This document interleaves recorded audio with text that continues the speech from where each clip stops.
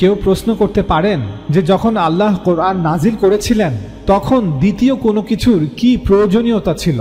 কোরআন তো নিজেই বলেছে যে দ্বীনের সাথে সম্পর্কিত সব কিছুই এতে অন্তর্ভুক্ত আছে।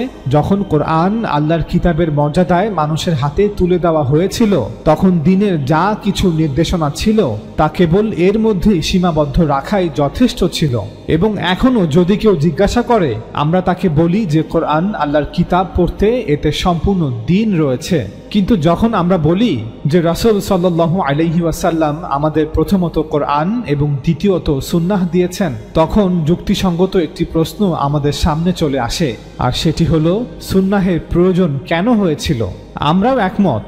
যখন কেউ কোরআন অধ্যয়ন করে তখন সে দেখতে পায় যে কোরআনে দ্বীনের মৌলিক বাস্তবতা রয়েছে, এতে দ্বীনের জ্ঞান রয়েছে, নৈতিক বিষয়গুলি আলোচনা করা হয়েছে এবং বিশ্বাসের সকল বিষয় বিস্তারিতভাবে বর্ণনা করা হয়েছে এবং এর সাথে সাথে শরিয়াও বর্ণিত হয়েছে, অর্থাৎ শরিয়াহকে তার মূল রূপে বর্ণনা করা হয়েছে এবং শরিয়ার বিশদ বিবরণও উপস্থাপন করা হয়েছে।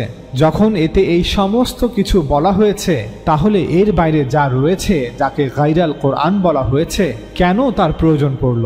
এটি অবশ্যই একটি যৌক্তিক এবং গুরুত্বপূর্ণ প্রশ্ন এবং কোরআন এর উত্তর দিয়েছে। কোরআন নিজেই বলেছে কেন এর প্রয়োজন ছিল। কোরআন বলেছে যে এটি পৃথিবীতে প্রথম দ্বীনের কোনো কিতাব নয়, বরং এটি দ্বীনের শেষ কিতাব। আর আল্লাহ রাসূল সাল্লাল্লাহু আলাইহি ওয়াসাল্লাম এই দ্বীনের প্রথম নবী নন, দ্বিতীয় বা তৃতীয় নবীও নন, তিনি এই দ্বীনের শেষ নবী।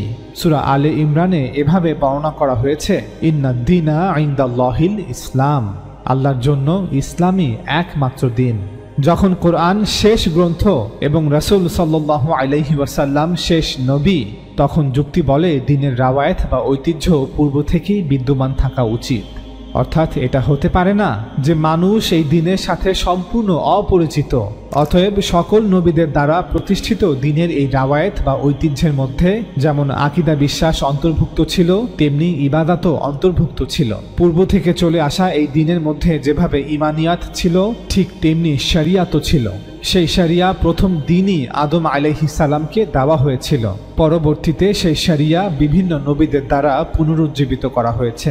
মানুষকে বারবার বিভিন্ন নবীদের মাধ্যমে এটি স্মরণ করিয়ে দেওয়া হয়েছিল। কোরআন বলছে যে এটি কোনো নতুন দ্বীন ছিল না যা রাসূল সাল্লাল্লাহু আলাইহি ওয়াসাল্লামের উপর প্রথম অবতীর্ণ করা হয়েছিল। আল্লাহ তাআলা বলেন, তিনি তোমাদের জন্য সেই দ্বীন নির্ধারণ করেছেন যার নির্দেশ দিয়েছিলেন তিনি নূহকে, আর যা আমি ওহী করেছিলাম তোমাকে এবং যার নির্দেশ দিয়েছিলাম ইব্রাহিম, মূসা ও ঈসাকে, এই বলে যে তোমরা দ্বীনকে প্রতিষ্ঠিত করো এবং ওতে মতভেদ করো না। এই আয়াত থেকে এটা পরিষ্কার হলো যে ইহুদি এবং খ্রিস্টান এই ধর্মগুলি মূলত মিল্লাতে ইব্রাহিম বা ইসলামের কিছু ফিরকা যা মূল থেকে বিচ্ছিন্ন হয়ে গোমরাহিতে পতিত হয়েছে। আর এভাবেই এই ভুল ধারণা দূর হয়েছে যে ইসলাম একটি নতুন দ্বীন অথবা কোনো নতুন নির্দেশনা এবং আজ থেকে এটি প্রদান করা হচ্ছে, বরং এটি মানবতার সর্বশ্রেষ্ঠ উত্তরাধিকার। এটি গোটা মানব জাতির জন্য সর্বশ্রেষ্ঠ উত্তরাধিকার। ইসলামের নামে যে নির্দেশনা আদম আলাইহিস সালামের সময় থেকে শুরু হয়েছিল এবং এক প্রজন্ম থেকে অন্য প্রজন্মে মানুষ এভাবেই তা গ্রহণ করে আসছিল, নবীরা তা নিশ্চিত করে আসছিলেন এবং সর্বশেষে নবী সাল্লাল্লাহু আলাইহি ওয়াসাল্লাম নিযুক্ত হন। সুতরাং কোরআনে দ্বীনের ইবাদতগুলোর বিস্তারিত বর্ণনা দেওয়ার কোনো প্রয়োজন নেই।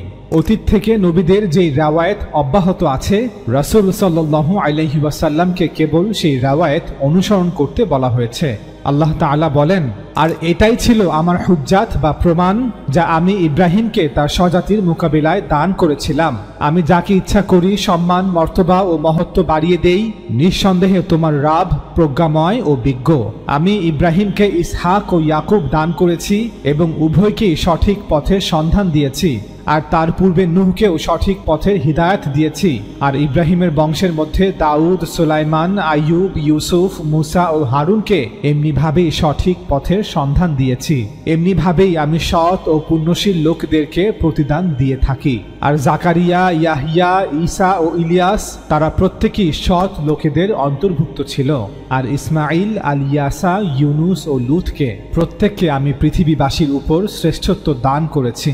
আর আমি হিদায়াত দান করেছি তাদের বাপ দাদা বংশধর ও ভাইদেরকে, আর তাদেরকে আমি বাছাই করেছি আর তাদেরকে সরল পথের দিকে পরিচালিত করেছি। এটা আল্লাহর হিদায়াত। স্বীয় বান্দাদের মধ্যে যাকে ইচ্ছে তিনি এ দ্বারা হিদায়াত করেন তার কানুন অনুযায়ী। আর যদি তারা শিরক করত তবে তাদের কৃতকর্ম নিষ্ফল হতো।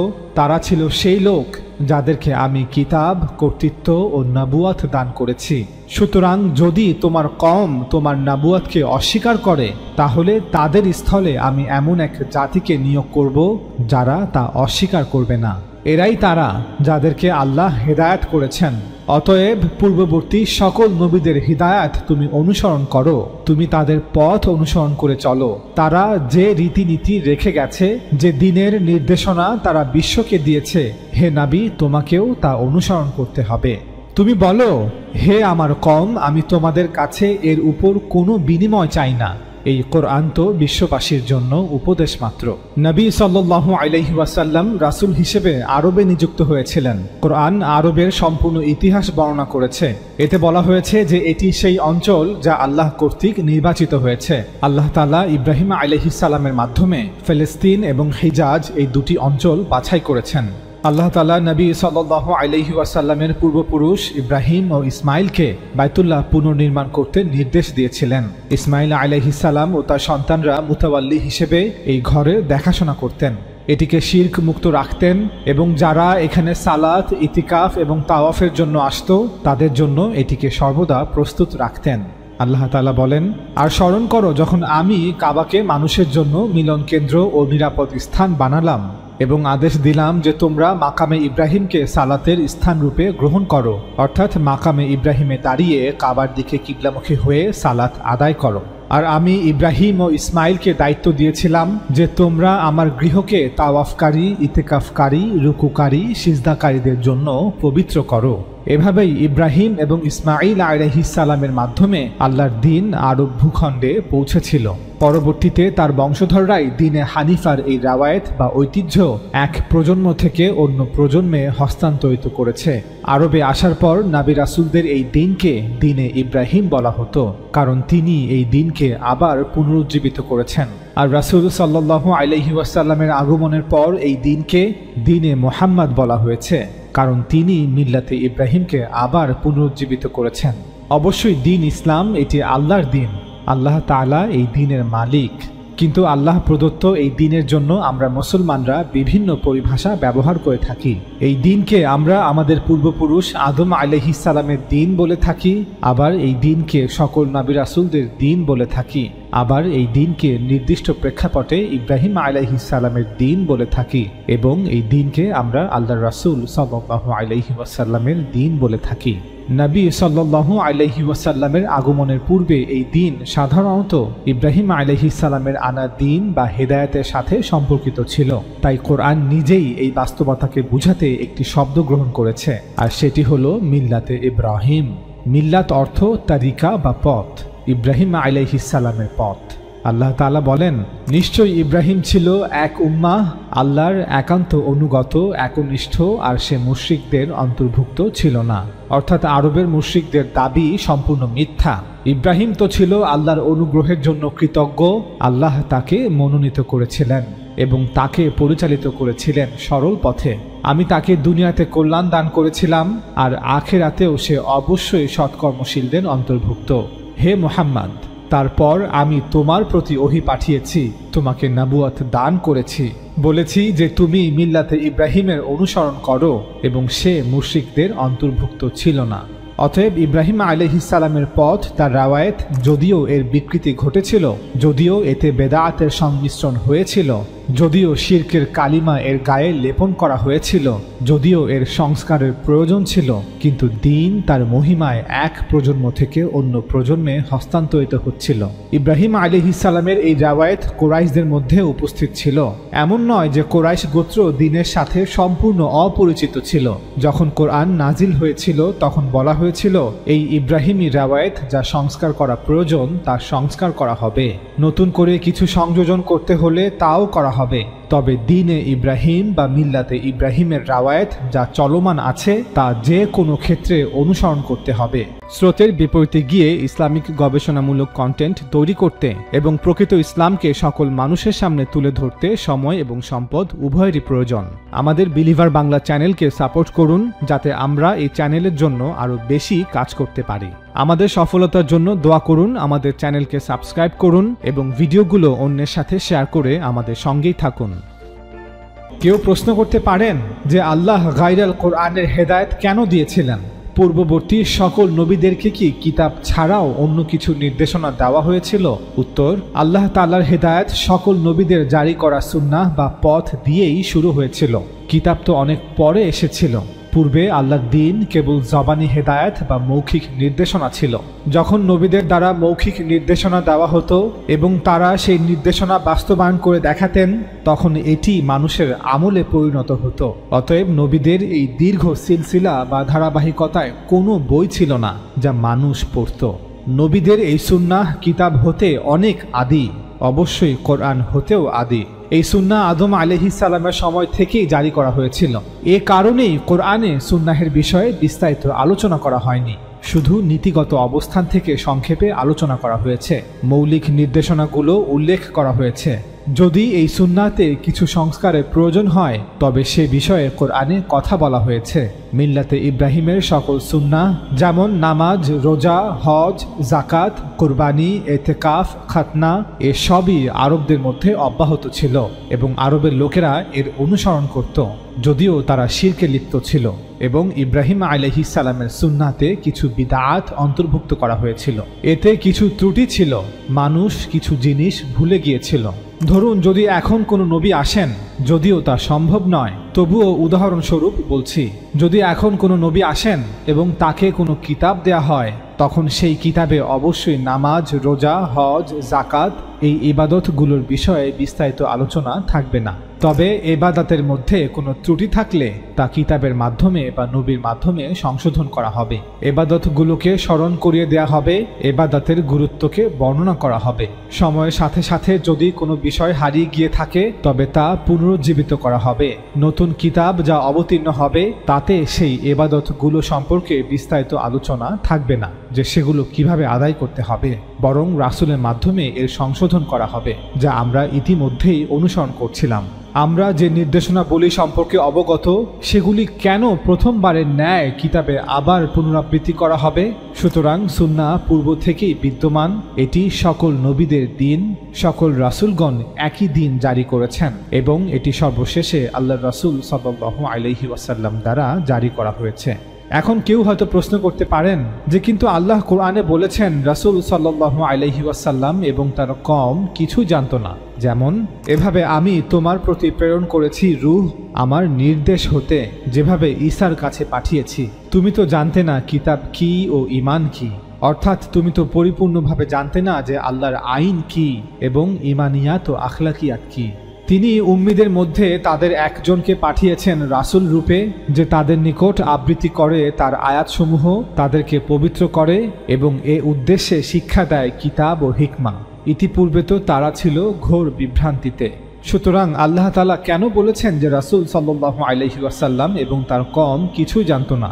এর উত্তরে আমরা বলবো, এই আয়াতগুলোতে বলা হয়েছে যেভাবে বনি ইসরায়েলের মধ্যে কিতাব ও নবী রাসূলদের রাওয়ায়াত ছিল, তেমনিভাবে রাসূল সাল্লাল্লাহু আলাইহি ওয়াসাল্লামের জাতির মধ্যে এই রাওয়ায়াত ছিল না।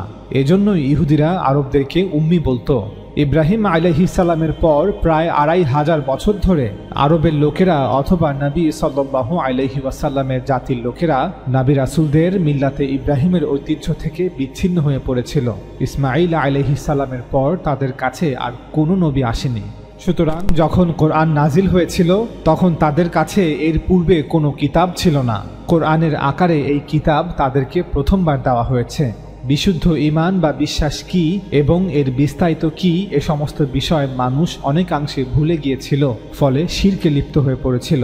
যদিও তারা হজ ও উমরা করত, যদিও পশু কুরবানি করত, যদিও তারা সালাত বা নামাজ আদায় করত, যেমন আল্লাহ বলেন, আর কাবার নিকট তাদের সালাত বা নামাজ শীষ ও হাততালি ছাড়া আর কিছুই ছিল না। শীষ দেয়া অর্থ হলো মুখে শব্দ করা, যেমনটা হিন্দুরা মন্দিরে উলুধ্বনি দিয়ে থাকে। জাহিলরা বাইতুল্লাহর নিকটে এই আমলই করত। কাবার ভিতরে এবং চারপাশে রাখা মূর্তির উদ্দেশ্যে উলুধ্বনি দিত। এটাকেই তারা নামাজ মনে করে আল্লাহর নৈকট্য লাভের উদ্দেশ্যে এই মূর্তিগুলোর পূজা করত।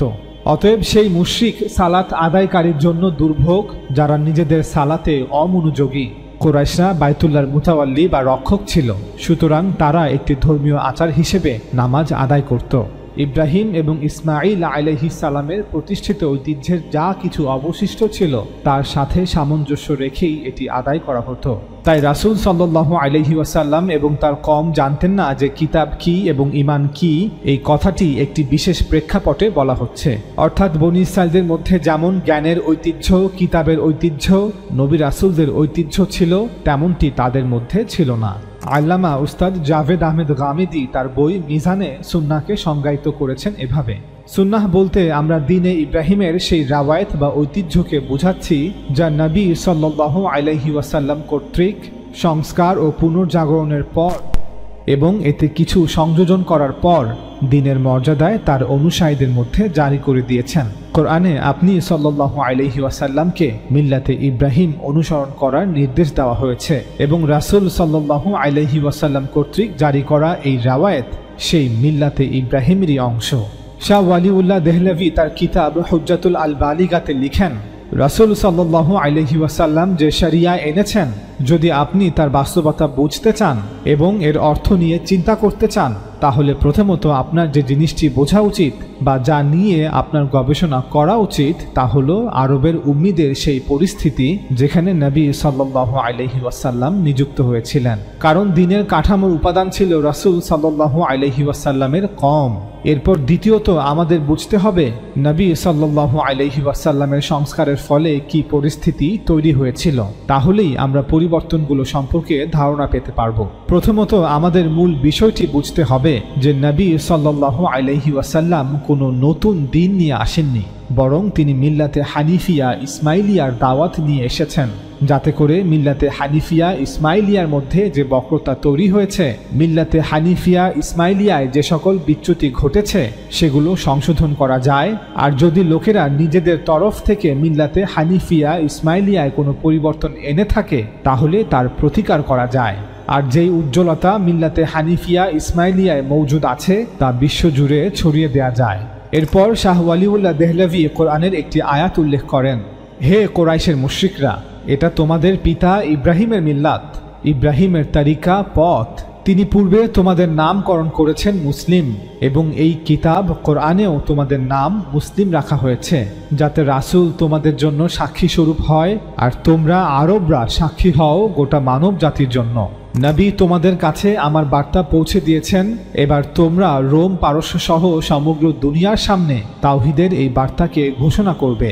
অর্থাৎ রাসূল সাক্ষী তার কওমের উপর এবং তার কওম পরবর্তীতে সাক্ষী হবে তৎকালীন গোটা বিশ্বের উপর, এবং পরবর্তীতে মুসলিম উম্মার প্রতিটি প্রজন্ম তাদের সময়কার গোটা বিশ্ববাসীর জন্য সাক্ষী হবে। সুতরাং তোমরা সালাত কায়েম করো, যাকাত দাও এবং আল্লাহকে ভয় করো, তিনিই তোমাদের অভিভাবক, তিনিই কত উত্তম অভিভাবক এবং কত উত্তম সাহায্যকারী। শাহ ওয়ালিউল্লাহ দেহলভী এরপর মিল্লাতে হানিফিয়া ইসমাইলিয়ায় কি সুন্নাহ জারি ছিল এর বর্ণনা দেন। তিনি লিখেন, মিল্লাতে হানিফিয়া ইসমাইলিয়ায় তাহারাত বা পবিত্রতার সকল উসুল ও আদাব বাকি ছিল, ফরজ গোসলের সুন্নাহ বাকি ছিল, খাতনা করা সুন্নাহ বাকি ছিল, খিসালের ফিতরা যেমন গোফ ছাটা, গুপ্তাঙ্গের লোম কাটা, এই সুন্নাহগুলো বাকি ছিল। আর এবাদতের পূর্বে অজু তো মাজুস, ইয়াহুদ এবং অন্যান্যরাও করত। এখানে মাজুস বলতে জরোআস্ট্রিয়ানদেরকে বোঝানো হচ্ছে। তাই তৎকালীন আরবের হুকামারাও অজু করে এবাদত করত। একইভাবে কোরাইশদের মধ্যে নামাজ ও রোজা জারি ছিল, এতেকাফের সুন্নাও জারি ছিল। আর জাহিলিয়াতের যুগে বাইতুল্লাহর হজ ও উমরা সম্পর্কে তো সকলেই জানে।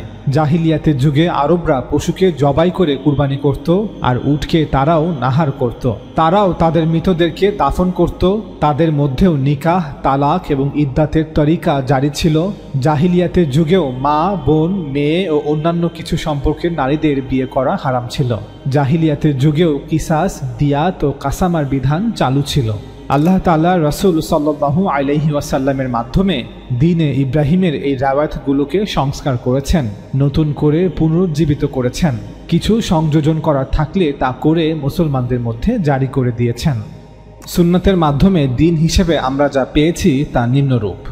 ইবাদত হিসেবে আমরা পেয়েছি নামাজ, যাকাত ও সদকায়ে ফিতর, রোজা ও ইতিকাফ, হজ ও ওমরা, কুরবানি এবং আইয়ামে তাশরিকের তাকবীর। সামাজিক বিধিবিধান হিসেবে আমরা পেয়েছি বিবাহ ও তালাক এবং এ দুটোর সাথে সম্পৃক্ত বিষয়াদি, মাসিক ও প্রসব পরবর্তী ঋতুকালে দৈহিক মিলন থেকে বিরত থাকা, শূকর, রক্ত, মৃত পশু এবং আল্লাহ ছাড়া অন্য কারো নামে জবাই করা পশুর মাংস খাওয়ার ব্যাপারে নিষেধাজ্ঞা, নিজেদের এবং পশুর মধ্যকার অপবিত্রতা দূরীকরণের জন্য আল্লাহর নাম নিয়ে পশু জবাই করা। সামাজিক রীতিনীতি ও শিষ্টাচার সম্পর্কিত সুন্নাহগুলো হলো আল্লাহর নাম নিয়ে পানাহার শুরু করা এবং তা ডান হাত দিয়ে সম্পন্ন করা, সাক্ষাতের সময় আসসালামু আলাইকুম বলা ও তার জবাব দেয়া, হাঁচি দেওয়ার পর আলহামদু বলা এবং তার জবাবে বলা ইয়ারহামুকাল্লাহ, গোফ বা মোচ ছোট রাখা, নাভির নিচের পশম কাটা, বগলের পশম পরিষ্কার করা, বড় হওয়া নখ কেটে ফেলা, পুরুষদের খাতনা করা, নাক, মুখ এবং দাঁতের পরিচ্ছন্নতা, ইস্তিনজা অর্থাৎ প্রসাব পায়খানার পর পরিচ্ছন্নতা অর্জন করা, মাসিক ও প্রসব পরবর্তী ঋতুর পর গোসল করা, জানাবাতের গোসল অর্থাৎ বীর্যপাত ও যৌন মিলনের পর গোসল করা, মৃত ব্যক্তিকে গোসল দেয়া, মৃত ব্যক্তির দাফন কাফনের বন্দোবস্ত করা, ঈদ উল ফিতর এবং ঈদ উল আজহা। এগুলোই সুন্নাত এবং এগুলোর ব্যাপারে শতভাগ নিশ্চয়তা দিয়ে বলা যায় যে প্রামাণিকতার দিক দিয়ে কোরআন মাজিদ এবং সুন্নাতের মধ্যে কোনো পার্থক্য নেই। কোরআন মাজিদ আমরা যেভাবে সাহাবীগণের ইজমা ও মৌখিক তাওয়াতুরের মাধ্যমে পেয়েছি, ঠিক তেমনি সুন্নাতও আমরা ইজমা এবং ব্যবহারিক তাওয়াতুরের মাধ্যমে পেয়েছি। কোরআন মাজিদের ন্যায় সুন্নাতও প্রতিটি যুগের মুসলমানদের ইজমা দ্বারা প্রতিষ্ঠিত। তাই সুন্নাতের ব্যাপারে তর্ক বিতর্ক ও বাদানুবাদের কোনো সুযোগ নেই। এ তো গেল বনি ইসমাইলের ইতিহাস। চলুন এবার ইব্রাহিম আলাইহিস সালামের আরেক শাখা বানি ইসহাক বা বানি ইসরায়েলের ইতিহাস জেনে আসি বানি ইসরায়েল দ্বীনে ইব্রাহিমের এই রাওয়ায়াতগুলোকে কিভাবে অনুসরণ করেছে। ইব্রাহিম আলাইহিস সালামের পর তার পুত্র ইসহাক আলাইহিস সালামকে ফিলিস্তিন অঞ্চলের নবী করা হয়, আর তার বড় ভাই ইসমাইল আলাইহিস সালামকে মক্কাতে নবী করা হয়। ইসহাক আলাইহিস সালামের মৃত্যুর পর তার পুত্র ইয়াকুব বা ইসরাইল আলাইহিস সালামকে নবী করা হয়। ইসরাইল আলাইহিস সালাম জীবিত থাকাকালীন ইউসুফ আলাইহিস সালামকে মিশরে নবুয়ত দান করা হয়। সে সময় মিশরের রাজা ছিলেন আখনাটেন, যিনি ইউসুফ আলাইহিস সালামের দাওয়াত গ্রহণ করে মিশরীয় বহু ঈশ্বরবাদ ত্যাগ করেন এবং এক ঈশ্বরবাদ ধর্মে ধর্মান্তরিত হন। রাজা আখনাটেনের শাসনামলেই বানি ইসরাইল হিজরত করে মিশর চলে আসে। পরবর্তীতে ইউসুফ আলাইহিস সালামের মৃত্যুর প্রায় 100 বছর পর মুসা আলাইহিস সালামকে নবুয়ত দান করা হয়। সে সময় মিশরের ফেরাউন বা রাজা ছিল দ্বিতীয় রামসেস। মুসা আলাইহিস সালাম বনি ইসরাইলকে নিয়ে মিশর ত্যাগ করার পর আল্লাহ তাআলা তাকে কিতাব দান করেন এবং তার মাধ্যমে দ্বীনে ইব্রাহিমের প্রায় 400 বছর পুরনো রাওয়ায়াতগুলোকে একে একে সংস্কার করেন। রাওয়ায়াতগুলোকে নতুন করে পুনরুজ্জীবিত করেন। রাওয়ায়াতে কিছু সংযোজন করা থাকলে তা করে বানি ইসরায়েলের মধ্যে জারি করে দেন। ওল্ড টেস্টামেন্ট বা তানাখে সালাত বা নামাজ সম্পর্কে বলা হচ্ছে, প্রভু মুসাকে বললেন, তুমি হারুন, নাদব, অবিহু এবং ইসরায়েলের 70 জন প্রবীণ নেতৃবৃন্দ তুর পর্বতের উপর উঠে এসে দূর থেকে আমার উপাসনা করো, কিন্তু মুসা একাই প্রভুর কাছে আসবে। বুক অফ এক্সোডাস অধ্যায় 24। তখন তাওরাত লাভের পর মুসা সঙ্গে সঙ্গে হাঁটু গেড়ে বসল ও ভূমি মাথা নত করে মাটিতে মাথা ঠেকিয়ে প্রভুর কাছে প্রার্থনা করল। বুক অফ এক্সোডাস অধ্যায় 34। প্রভু বললেন, তারপর তুমি অবশ্যই প্রভু তোমার ঈশ্বরের সামনে সেই ফসল নামিয়ে রেখে নত হয়ে তার উপাসনা করবে, অর্থাৎ সালাত বা নামাজ আদায় করবে। বুক অফ ডিউটেরোনমি অধ্যায় 26। জাবুরেও সালাতের কথা উল্লেখ করা হয়েছে, এসো আমরা অবনত হয়ে তার উপাসনা করি, যে প্রভু আমাদের সৃষ্টি করেছেন তার প্রশংসা করি। বুক অফ সাম বা জাবুর অধ্যায় 95। ওল্ড টেস্টামেন্ট বা তানাখের এই অধ্যায়গুলোতে সালাতের কথা উল্লেখ থাকলেও কিভাবে সালাত আদায় করতে হবে, কোন কোন ওয়াক্তে সালাত আদায় করতে হবে তার বিস্তারিত বর্ণনা দেওয়া হয়নি। কারণ সালাত কোনো নতুন এবাদত নয় যা শুরু থেকে আলোচনা করতে হবে। সালাত সকল নবী রাসূলদের আমল এবং মিল্লাতে ইব্রাহিমের একটি প্রসিদ্ধ এবাদত। বনী ইসরাইল তাদের আমলের মাধ্যমে এক প্রজন্ম থেকে অন্য প্রজন্মে এই এবাদতকে হস্তান্তর করে আসছে। তারা এখনও দিনে 3 ওয়াক্তে সালাত আদায় করে থাকে। ভোরবেলার সালাতকে তারা সাখারিত বলে, দুপুরের সালাতকে তারা মিনখা বলে, আর সন্ধ্যার সালাতকে তারা মাআরিব বলে। মুসা আলাইহিস সালামের সময় থেকেই বনী ইসরাইল তাদের আমলের মাধ্যমে এক প্রজন্ম থেকে অন্য প্রজন্মে এই ইবাদতকে হস্তান্তর করে আসছে। তারা কখনোই এগুলোকে লিখে রাখার প্রয়োজনীয়তা অনুভব করেনি। তবে 70 খ্রিস্টাব্দে রোমানদের হাতে জেরুজালেম শহর ধ্বংস এবং ইহুদিদের ফিলিস্তিন থেকে বহিষ্কারের পর আনুমানিক 400 খ্রিস্টাব্দের দিকে ইহুদি আলেমরা প্রথম সালাত সহ মিল্লাতে ইব্রাহিমের সকল আমলগুলোকে একে একে লিপিবদ্ধ করতে শুরু করেন, যাকে তালমুদ বলা হয়। এর কারণ ছিল ইহুদিদেরকে ফিলিস্তিন শহর থেকে বের করে দেওয়ার পর ইহুদিরা গোটা আরব বিশ্বে ছড়িয়ে পড়ে। তাই ঐতিহ্যকে ধরে রাখার উদ্দেশ্যেই ইহুদি আলেমরা প্রথমবারের মতো এই আমলগুলির পদ্ধতি লিপিবদ্ধ করা শুরু করে। মুসা আলাইহিস সালামের পরবর্তী সময় হতে তাওরাতের যে অংশটুকু প্রায় 2000 বছর মৌখিক অবস্থায় ছিল তা তালমুদে লিখিত আকারে রয়েছে। ইহুদিরা তাওরাতকে 2 ভাগে ভাগ করে থাকে। 1. লিখিত তাওরাত অর্থাৎ ওল্ড টেস্টামেন্টের প্রথম 5টি বই, জেনেসিস, এক্সোডাস, লেভিটিকাস, নাম্বারস এবং ডিউটেরোনমি। 2. মৌখিক তাওরাত অর্থাৎ মুসা আলাইহিস সালাম কর্তৃক জারিকৃত সকল সুন্নাহ, সকল ইবাদত এবং ইবাদতের আনুষঙ্গিক সকল বিষয়াদি যা বনী ইসরাইল হাজার বছর ধরে তাদের স্মৃতি ও আমলের মাধ্যমে সংরক্ষণ করে রেখেছে এবং প্রজন্ম হতে প্রজন্ম তার উপর আমল করে আসছে। ঠিক যেভাবে আমরা মুসলমানরা রাসূল সাল্লাল্লাহু আলাইহি ওয়াসাল্লামের সকল শিক্ষাকে 2 ভাগে ভাগ করে থাকি। 1. কোরআন যা মুখস্থ এবং লিখিত। 2. সুন্নাহ অর্থাৎ রাসূল সাল্লাল্লাহু আলাইহি ওয়াসাল্লাম কর্তৃক জারিকৃত সকল সুন্নাহ বা আমল, ইবাদত যা মুসলমানদের প্রথম 3 প্রজন্ম তাদের আমলের মাধ্যমে সংরক্ষণ করে রেখেছে, যা পরবর্তীতে তাবে তাবি এবং তাবে তাবিদের অনুসারীদের মাধ্যমে লিখিতভাবে লিপিবদ্ধ করা শুরু হয়, যদিও তা আমলের মাধ্যমে সংরক্ষণ করা হচ্ছিল। উদাহরণস্বরূপ মদিনার তাবে তাবি ইমাম মালিক এবং ইরাকের তাবে তাবি আবু হানিফা তারা উভয়ে তাদের নিজ নিজ শহরের মুসলমানদের আমলগুলোকে দেখে দেখে ফিক আকারে লিপিবদ্ধ করে নেন। অর্থাৎ মদিনার মুসলমানরা বা ইরাকের মুসলমানরা কিভাবে নামাজ পড়ছে, কিভাবে রোজা রাখছে, কিভাবে জাকাত আদায় করছে, কিভাবে হজ পালন করছে, কিভাবে এতেকাফ করছে, কিভাবে মৃত ব্যক্তিকে দাফন করছে, এগুলো হানাফি এবং মালিকি ফিক হিসেবে লিপিবদ্ধ করা শুরু হয়। মনে রাখবেন, তারা এগুলো হাদিসের ন্যায় শুনে শুনে লিপিবদ্ধ করছে না, বরং নিজ চোখে হাজার হাজার মুসলমানদের আমল দেখে লিপিবদ্ধ করছে। ইমাম মালিক মদিনাবাসীর আমল সংরক্ষণ করেছেন এবং ইমাম আবু হানিফা ইরাকবাসীর আমল সংরক্ষণ করেছেন।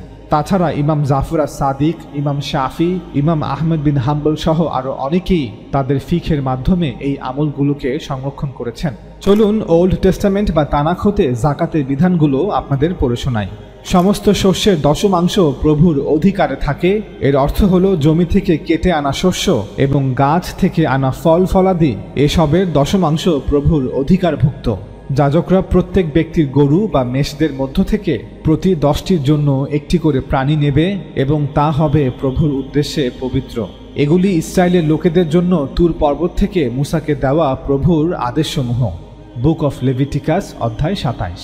প্রতি 3 বছরের শেষে তোমরা অবশ্যই সেই বছরে সংগৃহীত ফসলের 1/10 সংগ্রহ করবে। তোমাদের শহরগুলোতে এই খাদ্য জমা করে রেখো। এই খাদ্য লেবীয় লোকেদের জন্য, কারণ তাদের নিজেদের কোনো জমি নেই। এই খাদ্য তোমাদের শহরে যাদের খাদ্যের প্রয়োজন তাদেরও জন্য। সেই খাদ্য বিদেশীদের, বিধবাদের এবং অনাথদের জন্য। যদি তোমরা এটি করো তাহলে প্রভু তোমাদের ঈশ্বর তোমাদের সমস্ত কাজে আশীর্বাদ করবেন। বুক অফ ডিউটেরোনমি অধ্যায় 14। প্রত্যেক তৃতীয় বছরে তুমি তোমার উৎপন্ন দ্রব্যের 1/10 ওজন করবে। তারপর সেই দশমাংশ লেবীয়দের, তোমার দেশে বাসকারী বিদেশীদের এবং বিধবা ও পিতৃহীনদের দেবে। বুক অফ ডিউটেরোনমি অধ্যায় 26। ওল্ড টেস্টামেন্ট বা তানাখের এই অধ্যায়গুলোতে জাকাতের শতাংশ উল্লেখ থাকলেও জাকাত সম্পর্কিত বিভিন্ন বিস্তারিত মাসলা মাসাইলের কোনো বর্ণনা নেই। এর কারণ আমরা একটু পূর্বেই আলোচনা করেছি। এগুলো মুসা আলাইহিস সালাম কর্তৃক জারিকৃত সুন্নাহের মাধ্যমে সংরক্ষিত রয়েছে, যা বর্তমানে তালমুদে লিখিত রয়েছে। চলুন ওল্ড টেস্টামেন্ট বা তানাখ হতে রোজার বিধানগুলো আপনাদের পড়ে শোনাই। প্রভু মুসাকে বললেন, সপ্তম মাসের দশম দিনটি প্রায়শ্চিত্তের দিন। সেদিন এক পবিত্র সভা হবে। সেদিন তোমরা অবশ্যই কোনো খাদ্য গ্রহণ করবে না এবং অগ্নিতে প্রদত্ত একটি নৈবেদ্য অর্থাৎ কুরবানির পর পশুটিকে পুড়িয়ে প্রভুর কাছে আনবে। মুসা আলাইহিস সালামের শরিয়তে কুরবানির কয়েকটি পদ্ধতির মধ্যে একটি পদ্ধতি ছিল কুরবানির পর পশুকে পুড়িয়ে ফেলা, কোনো ক্ষেত্রে আংশিক, কোনো ক্ষেত্রে সম্পূর্ণ। এটি ছিল আল্লাহর প্রতি আনুগত্য প্রদর্শনের একটি উপায়, অর্থাৎ আমার সকল কিছু আল্লাহর জন্য কুরবান। এই বিষয়টিকে রূপক অর্থে কুরবানির মাধ্যমে উপস্থাপন করা হতো। এরপর বলা হচ্ছে, তোমরা অবশ্যই ওই দিন কোনো কাজ করবে না, কারণ এটা হলো প্রায়শ্চিত্তের দিন। ওই দিন যাজকরা প্রভুর কাছে যাবে, অর্থাৎ সেই কামরায় প্রবেশ করবে যেখানে বিশেষ দিন এবং বিশেষ লোক ব্যতীত সকলের প্রবেশ নিষিদ্ধ, এবং যা তোমাদের পবিত্র করে সেই সব আচার অনুষ্ঠান করবে। এই দিন যদি কোনো মানুষ উপবাস করতে, রোজা রাখতে অস্বীকার করে, সে অবশ্যই তার লোকেদের থেকে বিচ্ছিন্ন হবে। এই দিন যদি কোনো ব্যক্তি কোনো কাজ করে, আমি তার লোকেদের মধ্যে সেই ব্যক্তিকে ধ্বংস করব। সেদিন তোমরা অবশ্যই আদৌ কোনো কাজ করবে না। তোমরা যেখানেই বসবাস করো না কেন, তোমাদের জন্য এটা হলো চিরকালের বিধি। এটা তোমাদের জন্য হবে বিশেষ বিশ্রামের দিন, উৎসবের দিন। তোমরা সেদিন অবশ্যই খাদ্য গ্রহণ করবে না। বিশ্রামের এই বিশেষ দিন তোমরা আরম্ভ করবে মাসের নবম দিনের সন্ধ্যায় এবং তা চলবে সেই সন্ধ্যা থেকে পরের দিনের সন্ধ্যা পর্যন্ত। বুক অফ লেভিটিকাস অধ্যায় 23। চলুন ওল্ড টেস্টামেন্ট বা তানাখ হতে হজের বিধানগুলো আপনাদের পড়ে শোনাই। বছরে 3 বার তোমাদের সমস্ত লোক অর্থাৎ বনি ইসরায়েলের প্রত্যেক নর নারী সর্বশক্তিমান প্রভু ইসরায়েলের ঈশ্বরের সামনে উপস্থিত হবে, অর্থাৎ জেরুজালেমে তৈরি তার ঘরের সামনে উপস্থিত হবে, যেখানে সেই সাক্ষ্য সিন্দুক রাখা আছে। বুক অফ এক্সোডাস অধ্যায় 34।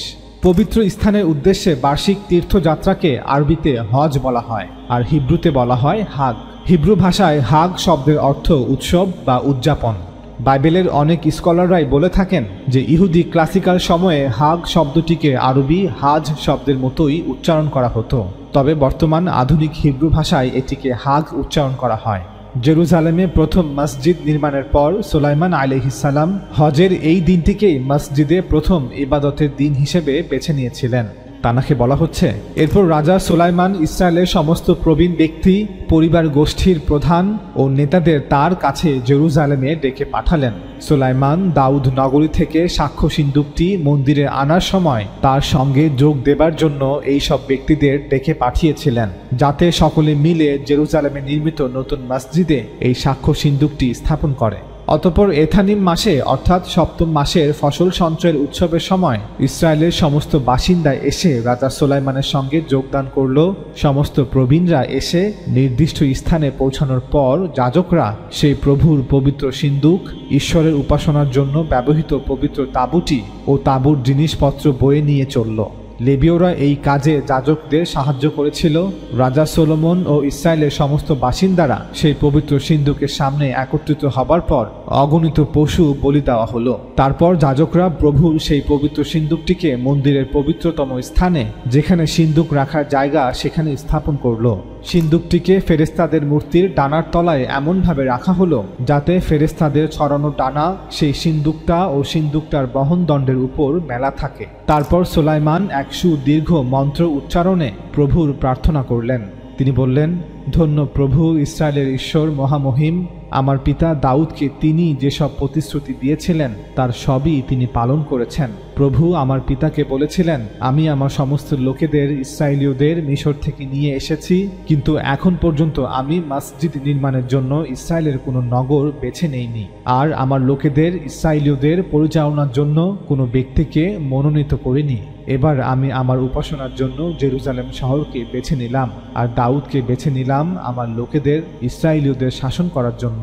আমার পিতা দাউদ প্রভু ইসরায়েলের ঈশ্বরের জন্য একটি মসজিদ বানাতে খুবই উৎসুক ছিলেন। প্রভু যে প্রতিশ্রুতি দিয়েছিলেন আজ তিনি সেই কথা রাখলেন। আমার পিতা দাউদের জায়গায় এখন আমি রাজা হয়েছি। প্রভুর প্রতিশ্রুতি মতো আমি এখন ইসরায়েল শাসন করি এবং প্রভু ইসরায়েলের ঈশ্বরের জন্য আমি এই মসজিদ বানিয়েছি। পবিত্র এই সিন্দুকটি রাখার জন্য আমি মন্দিরের ভেতর একটা জায়গা রেখেছি। ওই পবিত্র সিন্দুকের ভেতরে প্রভুর সঙ্গে আমাদের পূর্বপুরুষদের যে চুক্তি হয় তা রাখা আছে। আমাদের পূর্বপুরুষদের মিশর থেকে নিয়ে আসার সময় প্রভু তাদের সঙ্গে এই চুক্তি করেছিলেন। তারপর সুলাইমান প্রভুর বেদির সামনে গিয়ে দাঁড়ালেন আর সবাই তার সামনে গিয়ে দাঁড়ালো। সুলাইমান তার হাত প্রসারিত করলেন, আকাশের দিকে তাকালেন এবং বললেন, হে প্রভু ইসরায়েলের ঈশ্বর, পৃথিবীর এই আকাশ এবং এই পৃথিবীতে আপনার মতো কোনো ঈশ্বর নেই। আপনি আপনার লোকেদের সঙ্গে করুণাবশত চুক্তিবদ্ধ হয়েছিলেন এবং আপনি আপনার প্রতিশ্রুতি রেখেছেন। যে সমস্ত লোক আপনাকে অনুসরণ করে আপনি তাদের সহায় হয়ে থাকেন। আপনি আপনার সেবক আমার পিতা দাউদকে যা প্রতিশ্রুতি দিয়েছিলেন তা রেখেছেন। নিজের মুখে আপনি যা প্রতিশ্রুতি দিয়েছিলেন আপনার অসীম ক্ষমতার বলে আজ তাকে সত্য করেছেন। সেদিন মসজিদ থেকে রাজা সুলাইমান ও ইসরায়েলের লোকেরা এইভাবে ছুটি উদযাপন করেছিল। উত্তরে হমাতের প্রবেশদ্বার থেকে দক্ষিণে মিশর পর্যন্ত ইসরায়েলের সমস্ত বাসিন্দাই সেদিন সেখানে উপস্থিত ছিল। তারা 7 দিন ধরে পানাহার, উৎসব ও স্ফূর্তির মধ্য দিয়ে প্রভুর সঙ্গে সময় কাটালো। তারপর আরও 7 দিন সেখানে থাকলো, অর্থাৎ একটানা 14 দিন ধরে তারা উৎসব করল। পরের দিন সুলাইমান সকলকে বাড়িতে ফিরে যেতে বললেন। তারা সকলে রাজাকে ধন্যবাদ দিয়ে তার কাজ থেকে বিদায় নিয়ে বাড়ি ফিরে গেল। বুক অফ 2 কিংস অধ্যায় 8। প্রভু মূসাকে বললেন, ইসরায়েলের লোকেদের বলো, সপ্তম মাসের 15 দিনের দিন হলো কুটির উৎসব পালনের দিন। প্রভুর উদ্দেশ্যে এই উৎসব 7 দিন ধরে চলবে। প্রথম দিনে একটি পবিত্র সভা হবে। তোমরা অবশ্যই সেদিন কোনো কাজ করবে না। 7 দিন ধরে তোমরা প্রভুর কাছে অগ্নিতে প্রস্তুত একটি করে নৈবেদ্য আনবে। 8 দিনের দিন তোমাদের আরেকটা পবিত্র সভা হবে। তোমরা প্রভুর কাছে অগ্নি দ্বারা প্রস্তুত একটি নৈবেদ্য আনবে। এটা হবে একটা পবিত্র সভা। সপ্তম মাসের 15 দিনে যখন তোমরা জমির শস্য সংগ্রহ করবে তখন তোমরা 7 দিন ধরে প্রভুর উৎসব পালন করবে। তোমরা প্রথম দিন ও সপ্তম দিনে বিশ্রাম করবে। প্রথম দিনটিতে তোমরা সুন্দর গাছগুলি থেকে ফল এবং নদীর তীরবর্তী তাল গাছগুলির, ঝাউ গাছগুলির এবং বাইসি গাছগুলির ডালগুলি নেবে। প্রতি বছরে 7 দিন ধরে তোমরা এই পর্ব প্রভুর জন্য পালন করবে। এই বিধি চিরকাল চলবে। সপ্তম মাসে তোমরা এই পর্ব পালন করবে। তোমরা 7 দিন ধরে নিজের ঘরে না থেকে অস্থায়ী কুটির তাঁবু করে বসবাস করবে, যাতে ইসরায়েলে তোমাদের সমস্ত উত্তরপুরুষ জানে যে তাদের পূর্বপুরুষদের মিশর থেকে বের করে আনার সময় আমি ইসরায়েলের লোকেদের অস্থায়ী আবাসে বসবাসের ব্যবস্থা করেছিলাম। বুক অফ লেভিটিকাস অধ্যায় 23। দ্য ফিস্ট অফ ট্যাবারনাকলস বা কুটির উৎসব মূলত একটি জমায়েত বা হজ। ওল্ড টেস্টামেন্ট বা তানাখে হজের মূল বিধানগুলো উল্লেখ করা থাকলেও হজ সম্পর্কিত বিভিন্ন বিস্তারিত মাসাইলের কোনো বর্ণনা নেই। এর কারণ আমরা একটু পূর্বেই আলোচনা করেছি। এগুলো মুসা আলাইহিস সালাম কর্তৃক জারিকৃত সুন্নাহের মাধ্যমে সংরক্ষিত রয়েছে। হজের বিস্তারিত আমলগুলো জানতে আমি আপনাদের তালমুদের একটি অধ্যায় পড়ে শোনাচ্ছি। মাসের 15 তারিখ থেকে 21 তারিখ পর্যন্ত 7 দিন তারা একটি তাঁবু বা সুকুত নির্মাণ করে সেখানে পরিবারের সকলে অস্থায়ীভাবে বসবাস করত। তাঁবু বা কুঁড়ে ঘরে থাকার উদ্দেশ্য ছিল লোকেদের মনে করিয়ে দেওয়া যে প্রভু ইসরায়েলকে মিশর থেকে বের করে আনার পর তারা কুঁড়ে ঘরে বাস করত। জেরুজালেমের নিচে একটি জায়গা ছিল এবং এর নাম ছিল মোৎজা। তারা সেখানে নেমে সেখান থেকে উইলো গাছের ডাল পাতাসহ সংগ্রহ করত। তারপর তারা মসজিদে এসে বেদির পাশে সেগুলো সোজা করে দাঁড় করাতো। বেদি হচ্ছে পশু কুরবানি করা এবং কুরবানির পর তা আগুনে পুড়িয়ে উৎসর্গ করার স্থান। তারা বেদির পাশে দাঁড়িয়ে উইলো গাছের ডালগুলোকে উঁচু করে ধরত, ফলে ডালগুলির মাথা বেদির উপরে হেলে থাকত। তারপর তারা টেকিয়া বাজাতো। টেকিয়া হচ্ছে ভেড়া বা ছাগলের শিং দিয়ে তৈরি একটি বাদ্যযন্ত্র। প্রতিদিন তারা একবার বেদির চারপাশে ঘুরত, ঠিক যেভাবে আমরা কাবাঘর তাওয়াফ করে থাকি, এবং বলতো, প্রভু দয়া করে আমাদের রক্ষা করুন, প্রভু দয়া করে আমাদের সাফল্য দান করুন। তারা জাবুরের 118 নং অধ্যায়ের 25 নং আয়াতটি পাঠ করত। রাবাই ইহুদা বলেন যে তারা বলতো, আনিবাহ, দয়া করে আমাদের রক্ষা করুন। এবং সেই দিন অর্থাৎ সাকুতের সপ্তম দিনে তারা বেদির চারপাশে 7 বার ঘুরত, ঠিক যেভাবে আমরা মুসলমানরা কাবাঘর 7 বার তাওয়াফ করে থাকি। 7 দিনের উৎসব শেষে তারা মসজিদ হতে প্রস্থান করত। তালমুদ সুক্কাহ অধ্যায় মিশনা 5। চলুন ওল্ড টেস্টামেন্ট বা তানাখ হতে এতেকাফের বিধানগুলো আপনাদের পড়ে শোনাই। যে ব্যক্তি এতেকাফ করে তাকে নাজির বলা হয়। নাজির একটি হিব্রু শব্দ যা এমন একজন ব্যক্তিকে বোঝায় যিনি নির্দিষ্ট সময়ের জন্য ঈশ্বরের কাছে নিজেকে আলাদা করার জন্য একটি বিশেষ শপথ করেছেন। অর্থাৎ সে ওয়াদা করেছে যে কিছু সময় সে সব কিছু ত্যাগ করে শুধুমাত্র আল্লাহর জন্য একাকিত্ব বরণ করবে। প্রভু মুসাকে বললেন, ইসরায়েলের লোকেদের বলো, কোনো পুরুষ বা স্ত্রী নাসরিজ হবার জন্য অর্থাৎ প্রভুর জন্য নিজেকে পৃথক করে এতেকাফ করে, তবে ওই সময় সেই ব্যক্তি যেন কোনো দ্রাক্ষা রস বা অন্য কোনো কড়া পানীয় পান না করে। সেই ব্যক্তি দ্রাক্ষা রস বা অন্য কোনো কড়া পানীয় থেকে তৈরি সিরকাও পান করবে না এবং তাজা দ্রাক্ষা কিংবা কিশমিশ খাবে না। আলাদা থাকার এতেকাফ করার এই বিশেষ সময় দ্রাক্ষা থেকে তৈরি কোনো কিছুই সে খাবে না, এমনকি দ্রাক্ষার বীজ অথবা খোসাও নয়। নাসরিজ হয়ে থাকার এই বিশেষ সময়ে সেই ব্যক্তি তার চুলও কাটবে না। এই বিশেষ সময়টি শেষ না হওয়া পর্যন্ত সে অবশ্যই পবিত্র থাকবে। সে তার চুলকে বড় হতে দেবে। সেই ব্যক্তির চুল হচ্ছে ঈশ্বরের কাছে তার শপথের একটি বিশেষ অংশ। ঈশ্বরের কাছে উপহার হিসেবে সে তার চুল দান করবে। সুতরাং আলাদা থাকার এই বিশেষ সময়টি শেষ না হওয়া পর্যন্ত সেই ব্যক্তি তার চুল কাটবে না, তাকে বাড়তে দেবে। তার পৃথক থাকার নির্দিষ্ট সময় এতেকাফের সময় শেষ হওয়ার পরে নাসরিজ অবশ্যই সমাগম তাঁবুর প্রবেশ পথে যাবে এবং প্রভুর কাছে তার যা কিছু উৎসর্গ করার তা করবে। তার উৎসর্গ অবশ্যই হবে একটি নিখুঁত 1 বছর বয়স্ক পুরুষ মেষ শাবক, যা হোম বলির জন্য উৎসর্গ করা হবে। হোম বলি হচ্ছে যখন কোনো কুরবানিকে আগুনে পুড়িয়ে ফেলা হয়। একটি নিখুঁত 1 বছর বয়স্ক স্ত্রী মেষ শাবক, যা পাপার্থক বলির জন্য উৎসর্গ করা হবে। একটি নিখুঁত মেষ বা মঙ্গল নৈবেদ্যের জন্য উৎসর্গ করা হবে। এরপর নাসরিজ সমাগম তাঁবুর প্রবেশ পথে যাবে। সেখানে সে তার এই উৎসর্গ করা চুল কেটে ফেলবে এবং যে আগুন মঙ্গল নৈবেদ্যের জন্য উৎসর্গীকৃত নৈবেদ্যের নিচে জ্বলছে তাতে মুন্ডন করা সেই চুল ফেলে দেওয়া হবে। যে ব্যক্তি নাসরিজ শপথ করবে এতেকাফ করবে বলে মনস্থ করেছে তার জন্য ওইগুলি হলো নিয়ম। ওই ব্যক্তি অবশ্যই প্রভুকে ওই সব উপহার দেবে।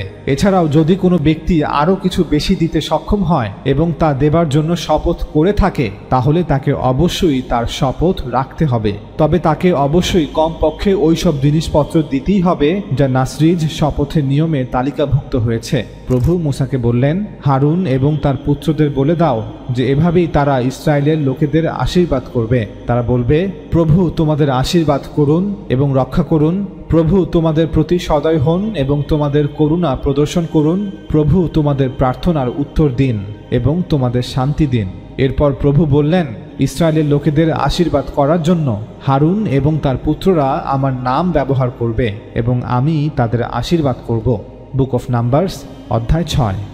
আমরা এই অধ্যায় হতে এটাও জানতে পারলাম যে মাথা মুন্ডন করা মূলত আল্লাহর দরবারে আত্মসমর্পণ এবং নিজেকে উৎসর্গ করার একটি প্রতীকী আমল।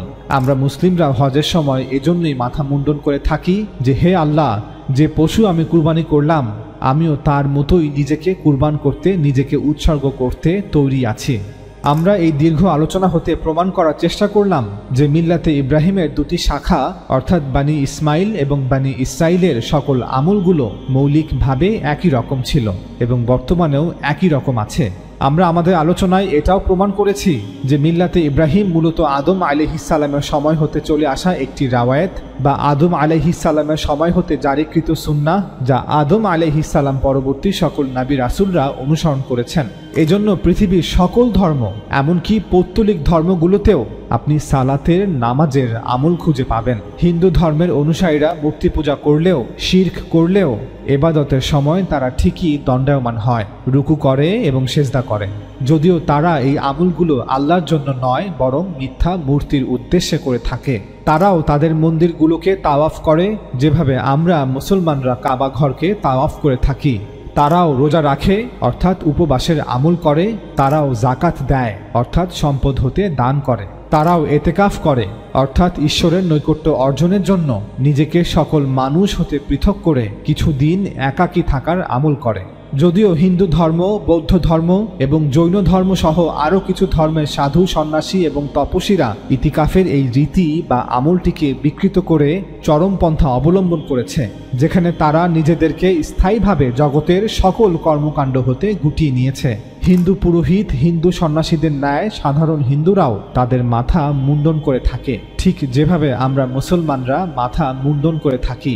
হিন্দু ধর্মে মাথা মুন্ডন একটি গুরুত্বপূর্ণ আচার বা শুদ্ধিকরণ, অহংকার ত্যাগ এবং ঈশ্বরের কাছে নিজেকে আত্মসমর্পণের প্রতীক।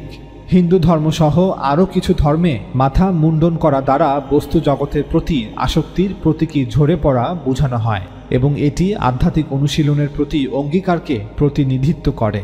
সকল ধর্মের মধ্যে এই মিলগুলো কোনো কাকতালীয় বিষয় নয়, বরং এটা এজন্য যে আদম আলাইহিসসালাম নূহ আলাইহিসসালামের সময় থেকে জারি হওয়া রওয়ায়েতগুলো এখনও চলে আসছে। মানুষ সেই রওয়ায়েতগুলোকে এখনও টিকিয়ে রেখেছে, এবাদতের সেই রুসুমগুলোকে এখনও বাঁচিয়ে রেখেছে। যদিও আদম সন্তানদের অধিকাংশই ধর্মের বিশ্বাসের মধ্যে বিকৃতি ঘটিয়েছে, শিরকে লিপ্ত হয়েছে, বিশুদ্ধ তাওহীদকে বিকৃত করে শিরকে লিপ্ত হয়েছে। যেই এবাদত ও আমলগুলো শুধুমাত্র আল্লাহর জন্য ছিল তা এখন অন্য দেবতা দেবদেবীর জন্য করা হচ্ছে। যেই দেবদেবী দেবতা মহাদেব শুধুই কিছু নাম, কিন্তু লক্ষণীয় বিষয় হলো আদম আলাইহিসসালামের সময়ে জারি হওয়া সেই পুরনো রাওয়ায়েত এখনও বেঁচে আছে এবং এই রাওয়ায়েত কিয়ামত পর্যন্ত এভাবেই জীবিত থাকবে, কারণ বিশ্বাস নষ্ট হলেও রাওয়ায়েত টিকে থাকে। লক্ষ্য করলে দেখবেন মুসলমানদের অনেকগুলো ফিরকা তাদের ঈমান আকিদা বিশ্বাসে বিকৃতি ঘটালেও তারা ঠিকই রাওয়ায়েতকে টিকিয়ে রেখেছে।